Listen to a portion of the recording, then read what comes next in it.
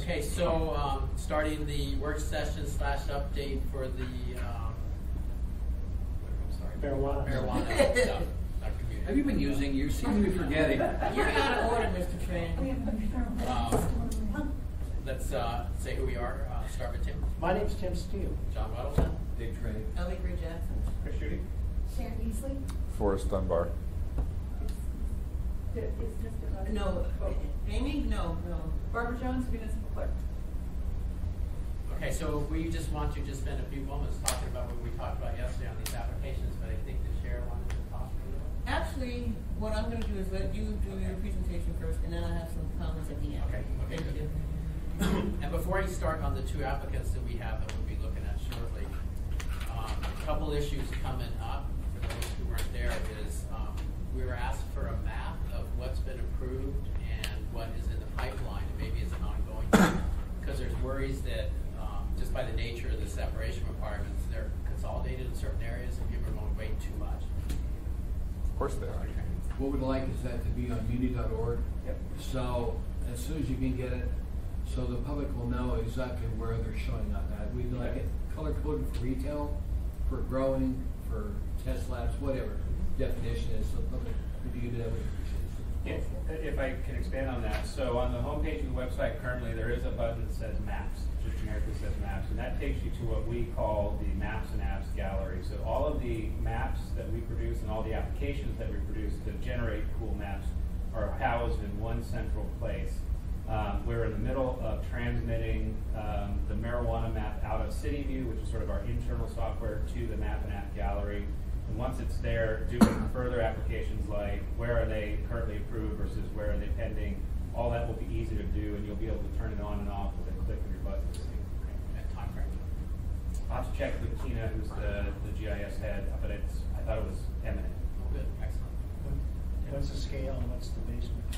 What's the what? What's the scale and the basement? So Printed out at home. it's completely interactive. It's a cloud. It's an internet-based or cloud-based map app. You should check out the maps. There's some really cool maps. You can zoom in to any scale you want. It breaks it up by parcel. It gives you all of the information related to that parcel, owner, zoning, et cetera, yeah. And the separation distance layer will help to sort of illustrate generically, because it's still sort of being discussed, what the separation boundaries are. Can you define the boundary and produce the map? So could you say, I want to see all of the marijuana licenses in my assembly district? I don't know, but once it's added to the Map and App gallery, it'll be easy to program specific types of inquiries like that. We go like community councils.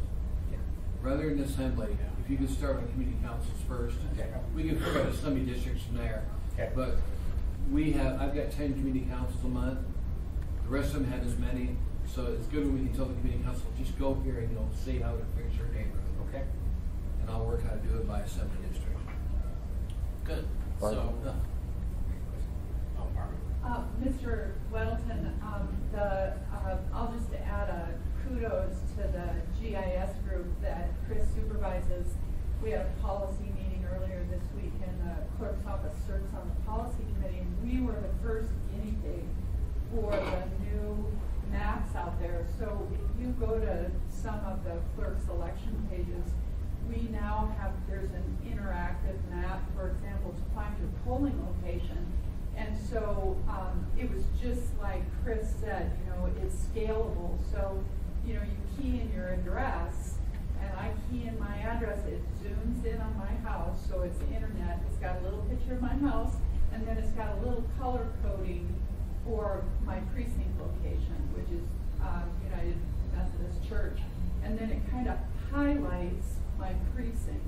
So it takes my house, highlights the precinct that I'm in, and then designates my precinct location. So it's exactly what you're asking for, and that's why I thought I'd tell you.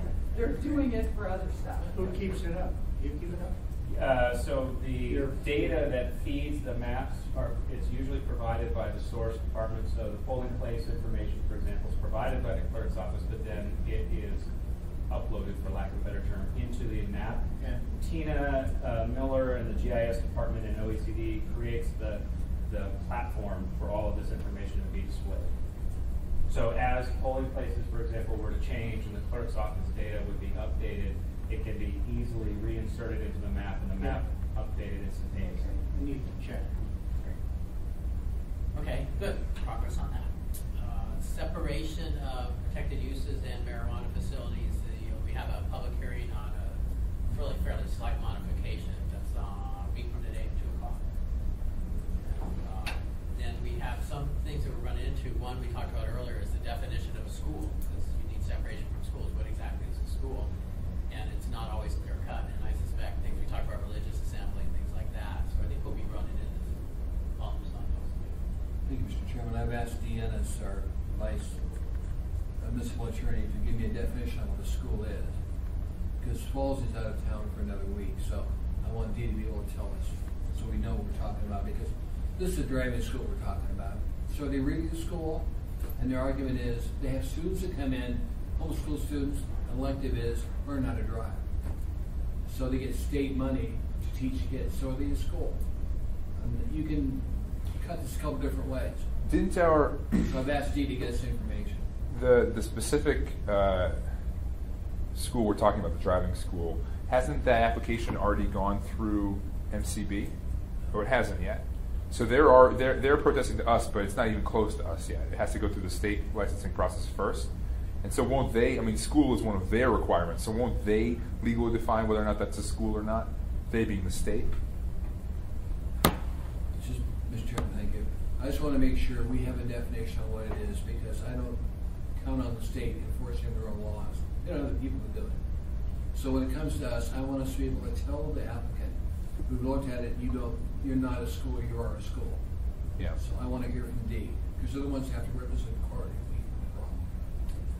And we heard last night at the community council, the attorney for that applicant said that he expects the state will go, what does the city say? So they're defaulting to what the city says. We have to, that's silly. But we'll They, deal with it. they say it's their law.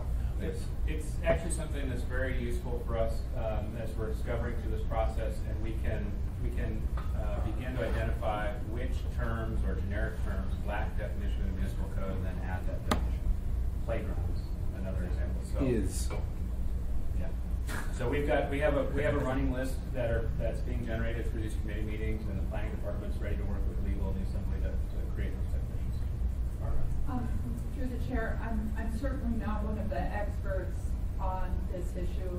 Amanda and Mandy and Erica aren't here, and I would defer to them.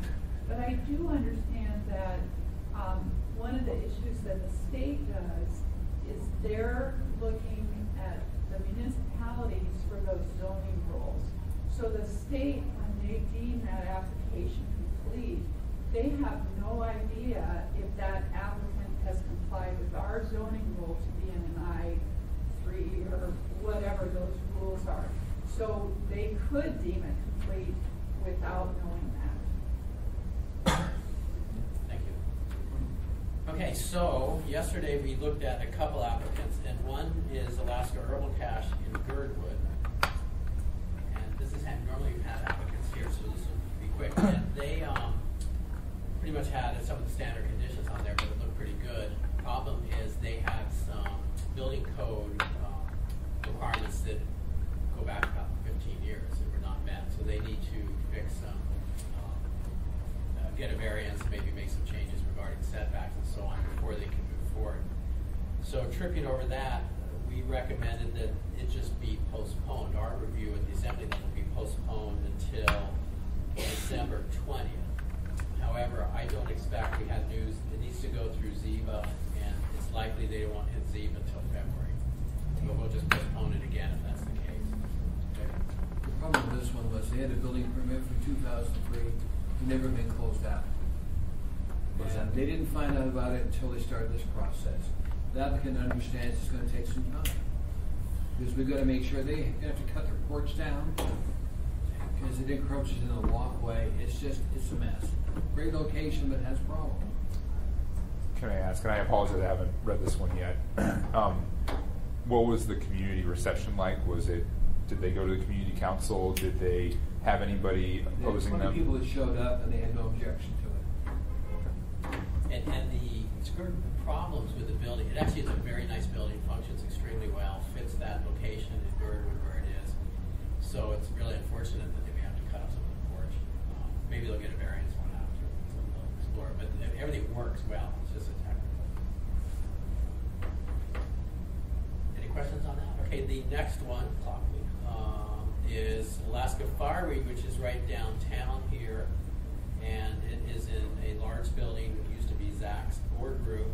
We saw the standard conditions, and we had no trouble with it. They're moving forward fairly well.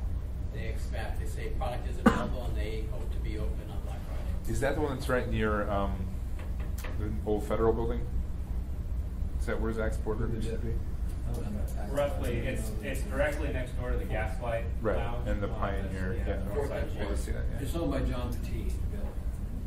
Yeah, I remember. That'd be good to shoot for that one too. So we recommend approval on that one. No. Any So questions? federal buildings aren't a protected use, huh? You could put it right next to the FBI building. Yeah. That would be interesting. Yeah, it's a They post have office. employee discount. They They hope come in and Black purchase. Friday. I thought it was Forest Service. I don't know what's there. November 29th. I should know, I'm a retail. Any questions on that? Okay, Madam Chair. you can provide. Thank you, Mr. Chairman. When we started this process, the intent was that the licensee would go before the Community and Economic Development Committee to kind of vet, if you will. I'll just use that term because it's easier. Okay, and then we would also have a work session so that the chair of the committee could advise the rest of the body of what the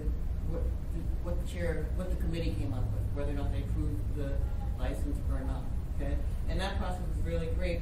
But the intent was always was that we would not have these work sessions anymore.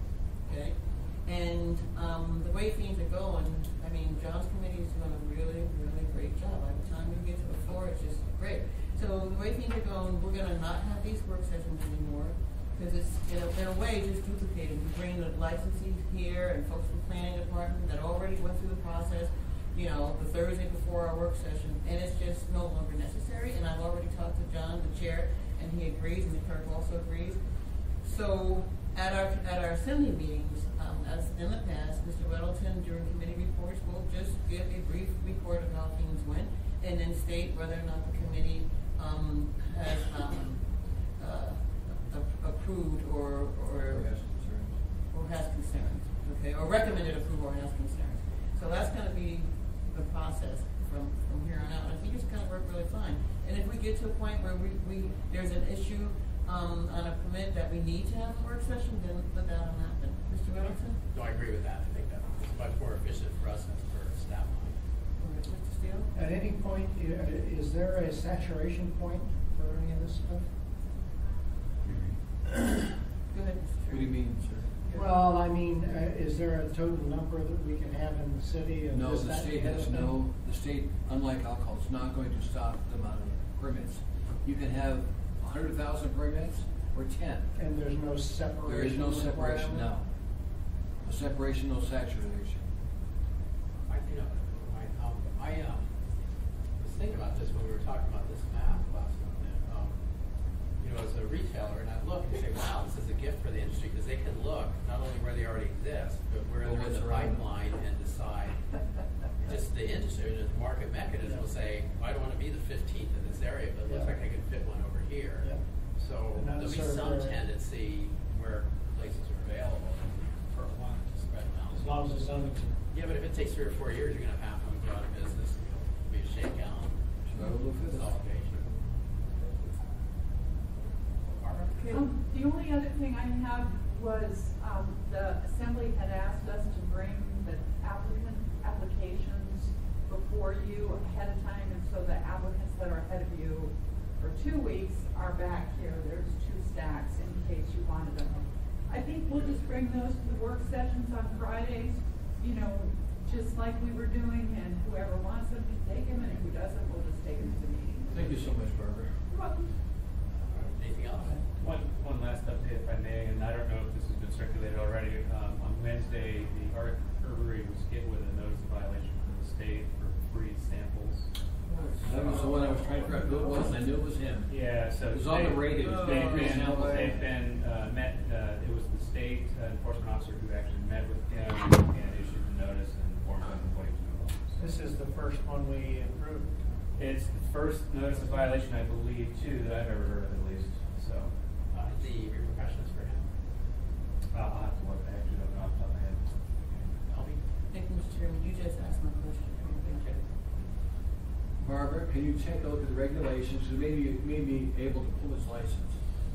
I anticipate one of the repercussions will be that next year when you look at. Well, I expect that, but I think we need to do it earlier. He will say, I'm sorry.